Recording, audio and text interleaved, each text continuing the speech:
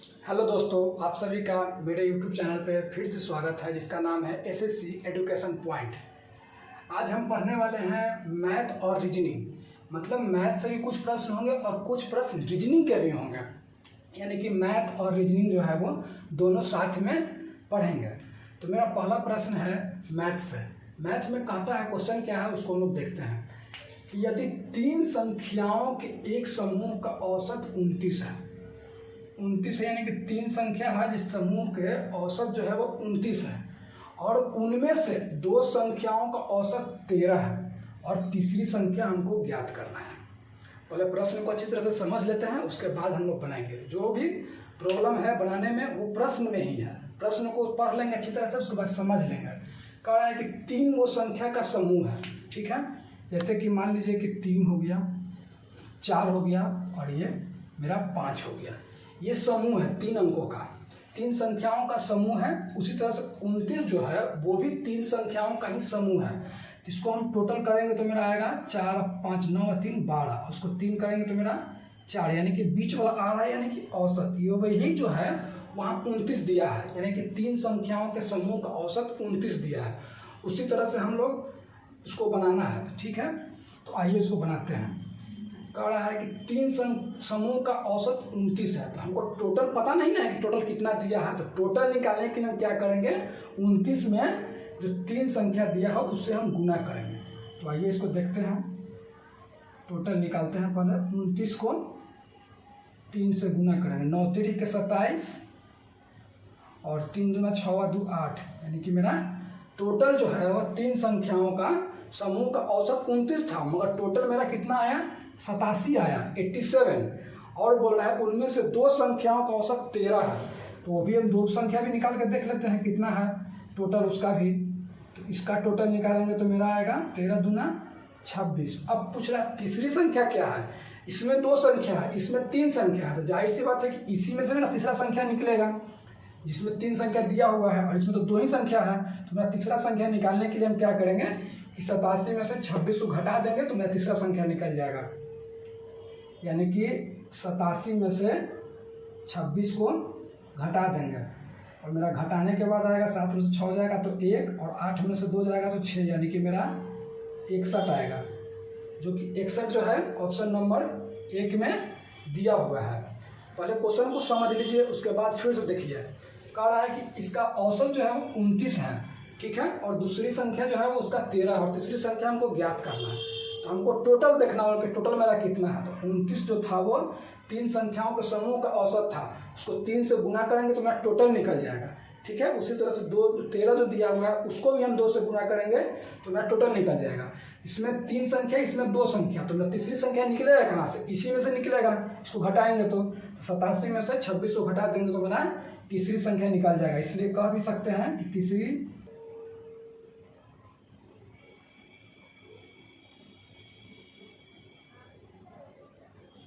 तीसरी संख्या मेरा 61 है, ठीक है। इस तरह से मेरा पहला प्रश्न कंप्लीट हुआ। अगर वीडियो अच्छा लगे तो चैनल को सब्सक्राइब जरूर कीजिएगा। अगला प्रश्न देखेंगे, क्वेश्चन नंबर 2।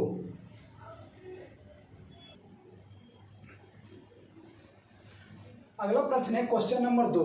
क्वेश्चन नंबर 2 जो है वो मेरे पाई चार्ट से क्वेश्चन है, ठीक है।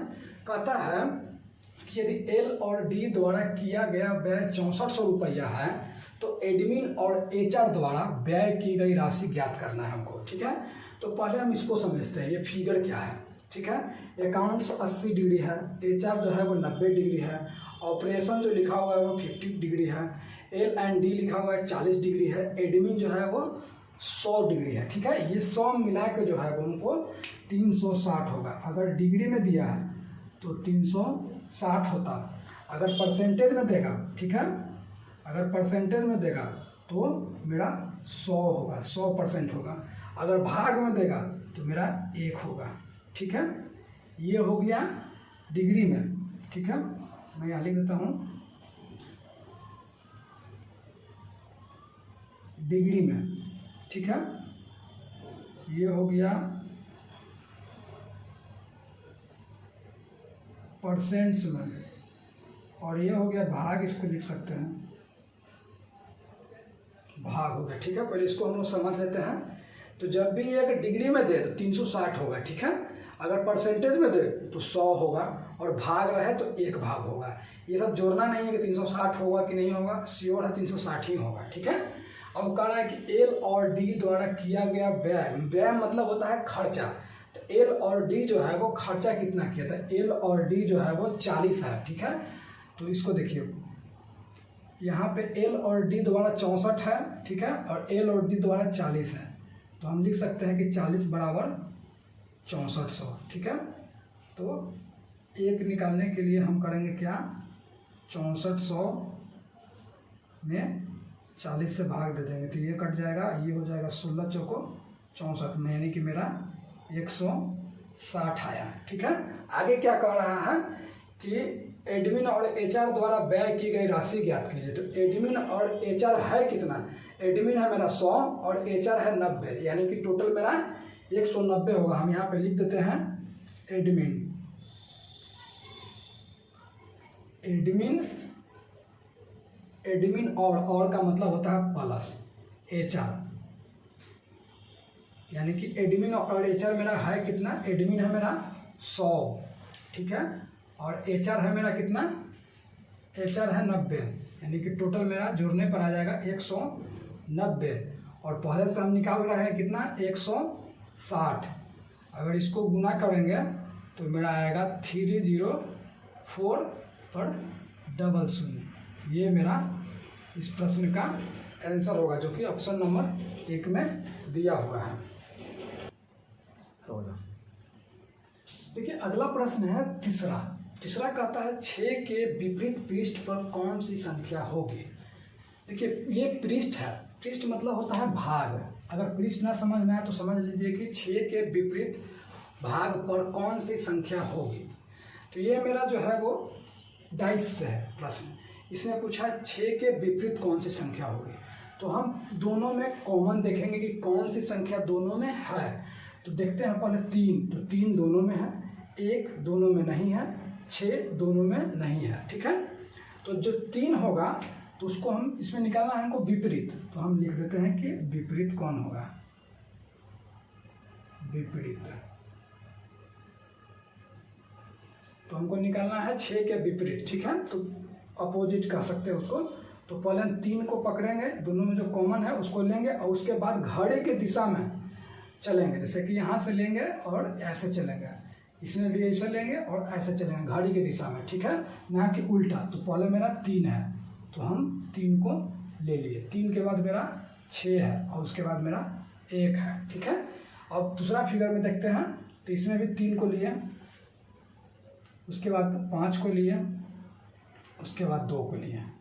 अब हम देखेंगे कि इसमें 3 जो है मेरा 2 गो है, तो यहाँ पे 3 2 गो ना होके यहाँ पे मेरा एक अंक जो छूट रहा है वो मेरा 4 छूट रहा है।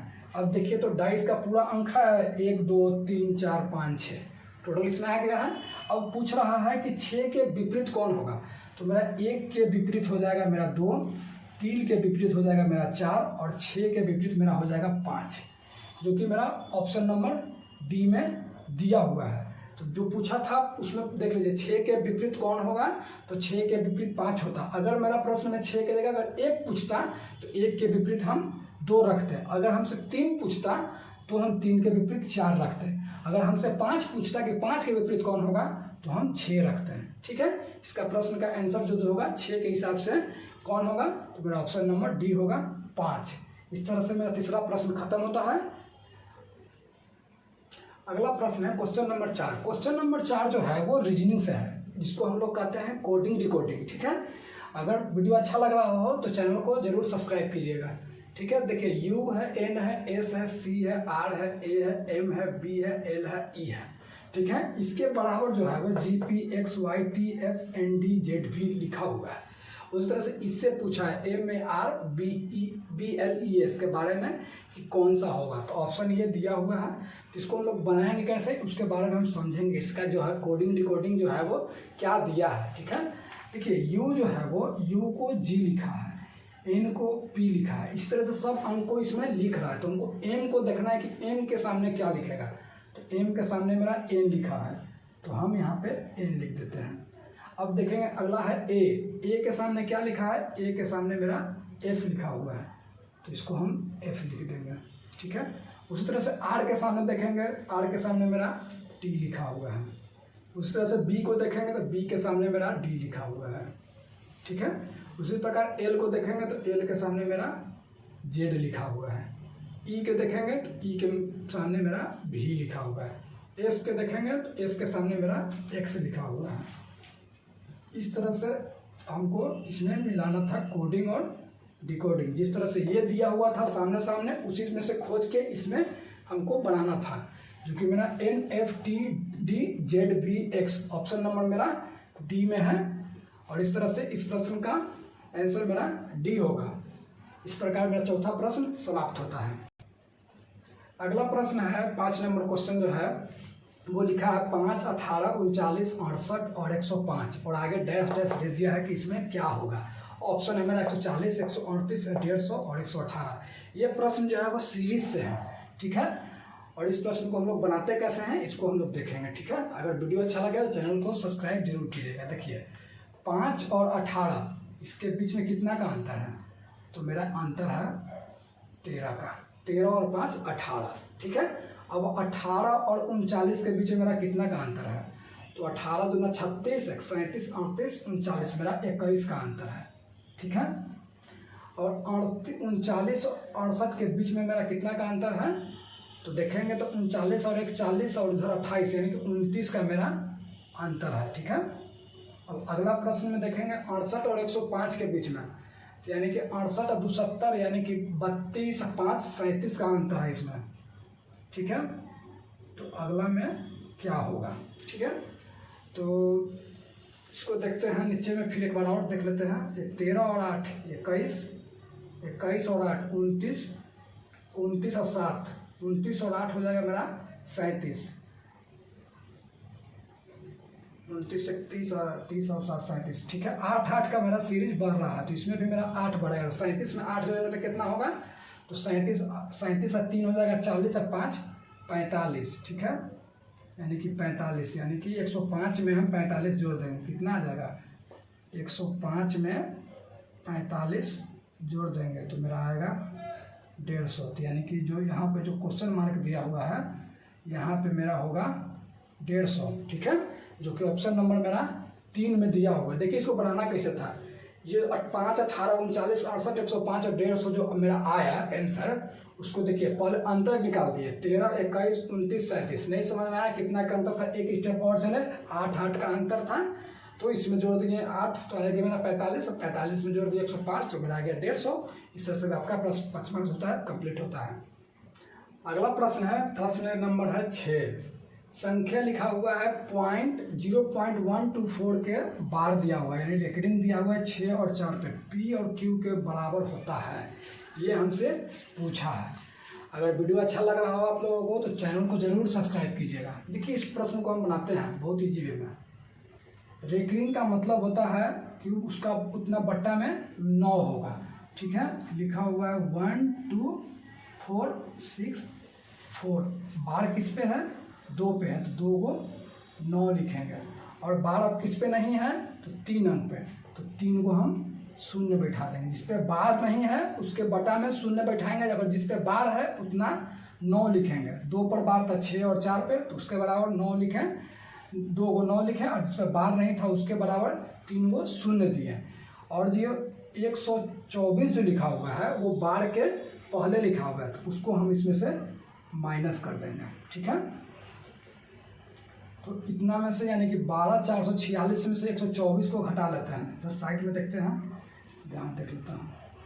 12 6 4 में से 124 0 4 3 12 340 मेरा आएगा कितना, घटाने के बाद 12 340 बटा में 9 9 और 3 को 0 आएगा। एक शून्य से एक शून्य काट देंगे तो कितना मेरा आ जाएगा 12 34 बराबर 99 और डबल 0, ठीक है। अब इसके बाद क्या करेंगे, इसको काटते हैं 2 से।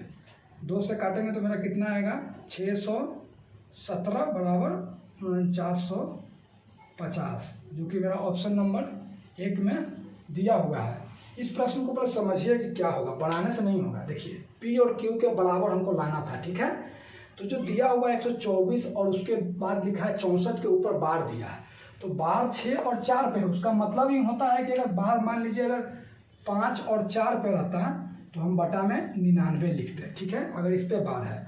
अगर यहाँ पे मान लीजिए 1 रहता तो वो हम बटा में 0 देते हैं, यानी कि जिस पे बार है उसका वैल्यू ही होगा कि 9 होगा। अगर मान लीजिए 4 पे बार है तो हम 4/9 लिख सकते हैं। ये मेरा बार का मतलब ही होता है 9, और जिस पे बार नहीं है उसका मतलब होता है बटा में उतना शून्य। तो इस तरह से इस प्रश्न को बनाएंगे और मेरा इस तरह से मेरा 6 नंबर कंप्लीट होता है। 6 का आंसर है 617 बटा में 4950। क्वेश्चन नंबर 7 कहता है कि दो संख्याओं का मसा 37 है, मसा का मतलब HCF होता है, और उनका लसा 740 है, मतलब लघुत्तम समावर्तक यानी कि LCM 740 दिया है। यदि एक संख्या 148 है तो दूसरी संख्या हमको ज्ञात करना है।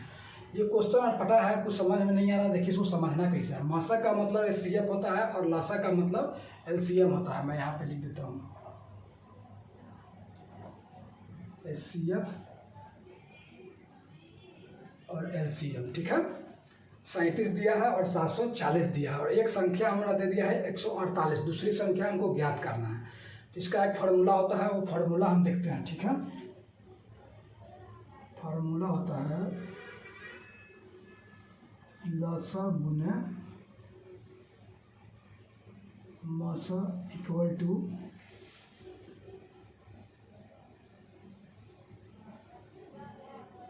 पहली संख्या गुने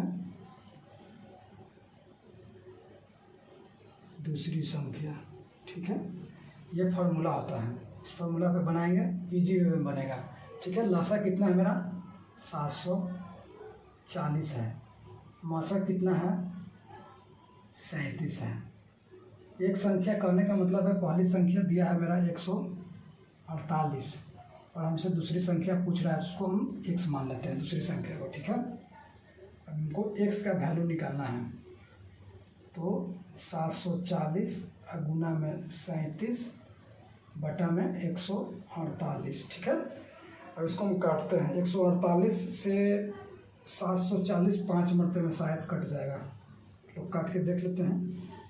और बचा 37 और गुना 5, इसको गुना करेंगे तो 7 बच आएगा मेरा 35 और 5 तरीके 15 3 18, यानी कि 185 आएगा, ठीक है।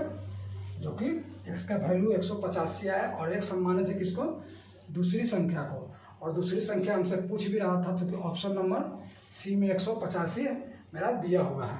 इस तरह से इस प्रश्न का आंसर 185 होगा। इस तरह से 7वां नंबर प्रश्न समाप्त होता है। अगला प्रश्न है क्वेश्चन नंबर 8। क्वेश्चन नंबर 8 कहता है 2 जनवरी 1995 से 15 मार्च 1995 तक कितने दिन होते हैं, ठीक है। ऑप्शन है 71 72 73 74, सब एकदम ऑप्शन जो है वो क्लोज में है। अगर एक दिन भी इधर उधर होगा मेरा आंसर गलत हो जाएगा। कह रहा है 2 जनवरी से, यानी कि 2 जनवरी से बोला है, यानी कि 2 तारीख मेरा काउंट होगा, ठीक है। तो लिख लेते हैं, इसको बनाना है, कैलेंडर का प्रश्न है। 2 जनवरी से 31 जनवरी तक मेरा हो जाएगा कितना दिन, 30 दिन हो जाएगा, क्योंकि हमको 2 तारीख भी लेना है, एक ही दिन हमको छोड़ना है, तो 30 दिन हो जाएगा।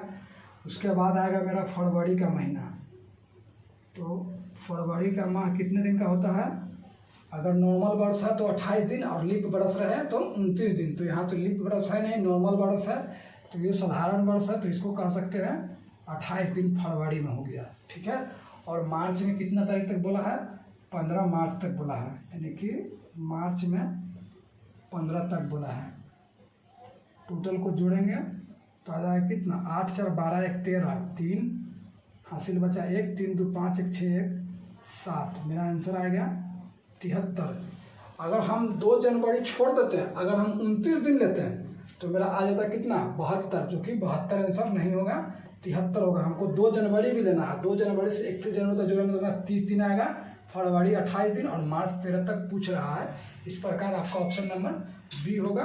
और इस तरह से 8वां प्रश्न समाप्त होता है। क्वेश्चन है 9 नंबर। क्वेश्चन कहता है कि कोई राशि साधारण ब्याज की दर पर 5 वर्षों में स्वयं की दोगुनी हो जाती है। ठीक है, कितने वर्षों में यह स्वयं की 4 गुनी हो जाएगी। पहले तो दिया हुआ है दोगुनी और पूछ रहा है कि 4 गुनी कितने वर्षों में हो जाएगी। ये साधारण ब्याज का प्रश्न है, सिंपल इंटरेस्ट जिसको हम लोग कहते हैं। तो जितना भी गुनी रहेगा 4 गुना, 3 गुना, 5 गुना, उसमें से हम हमेशा 1 घटा लेंगे। ठीक है, और अंतिम वाले को देखेंगे, अंतिम वाले में कितना है 4 गुना। ठीक है, तो 4 गुना कहाँ है तो उसमें से हम 1 को घटा लेंगे। उसके बाद क्या बोला है दोगुनी हो जाता है, तो उसमें भी इसमें 1 घटा लेंगे। तो मेरा कितना आएगा, इसमें से 1 घटाएंगे तो मेरा 3 आएगा, और 2 में से 1 घटाएंगे तो 1। बोल रहा है कि 5 वर्षों में स्वयं की टाइम कितना है 5, तो हम सीधे 5 से गुना कर देंगे। इसका आंसर मेरा 15 वर्ष आ जाएगा, जो कि ऑप्शन नंबर सी में दिया हुआ है। इस तरह से आपका 9वां प्रश्न समाप्त होता है। देखिए अगला प्रश्न लास्ट प्रश्न है। अगर वीडियो अच्छा लग रहा हो तो चैनल को सब्सक्राइब जरूर कीजिएगा।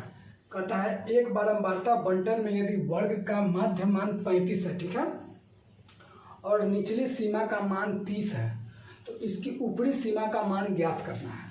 ऐसे प्रश्न में निचली और ऊपरी दोनों दिया हो रहा है तो इजी होता है, नहीं तो एक दिया रहेगा और एक नहीं दिया रहेगा। और मध्य मान 35 है, इसका फार्मूला होता है मध्य मान बराबर ऊपरी सीमा प्लस निचली सीमा बटा 2 होता है। तो मेरा मध्य मान कितना दिया है प्रश्न में, मेरा मध्य मान दिया है मेरा 35। ठीक है, ऊपरी सीमा, निचली सीमा का मान दिया है 30, हमसे ऊपरी सीमा का मान पूछा है, तो यानी ऊपरी सीमा हमको नहीं पता है तो हम उसी तरह से लिख देते हैं ऊपरी सीमा प्लस निचली सीमा का मान कितना दिया है, निचली सीमा का मान दिया है मेरा 30 और बटा में 2 हो जाएगा। 30 सही से लिख देता हूँ 30। ठीक है, अब हमसे पूछा क्या है ऊपरी सीमा, तो यहाँ पे क्रॉस मल्टीप्लिकेशन करेंगे तो मेरा आ जाएगा 35 को 2 से गुना कर देंगे और इधर लिखेंगे ऊपरी सीमा प्लस 30।